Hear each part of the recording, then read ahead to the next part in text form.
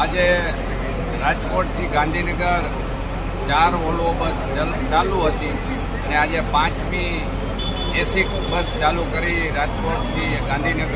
ત્યારે હું ગુજરાતના મુખ્યમંત્રી ભાઈ ભૂપેન્દ્રભાઈ પટેલ સાહેબ અને ડેપ્યુટી સીએમ શ્રી હર્ષભાઈ સંઘવીને ખૂબ અભિનંદન આપું છું અને આભાર પણ વ્યક્ત કરું છું કે રાજકોટ જીએસઆરટીસી જે છે એની બસ અહીંથી જરૂરિયાત હતી અને લોકોની માંગણીને સ્વીકારી અને મંજૂરી આપી અને આજે અમે અહીંથી પ્રસ્થાન કરવાના છે.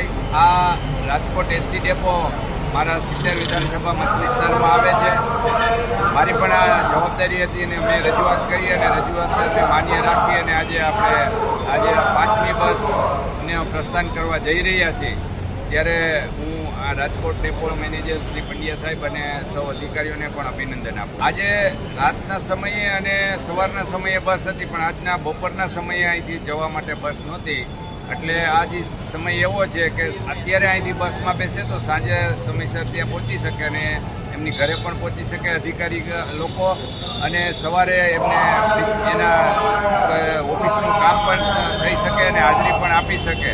અને આ બસની ખાસ વિશેષતા એ છે કે એસી બસ છે અને આમાં વધારે ઓછા સમયમાં આ બસ ત્યાં ગાંધીનગર પહોંચાડે અને વધુ અધિકારીઓ જે છે એને અપ એન્ડ ડાઉન કરવામાં લાભ મળે અને લોકોની સુવિધા વધે અને ખાસ કરીને પ્રાઇવેટ બસો કરતાં એને ખર્ચ પણ બચે, એ મોટો ફાયદો છે.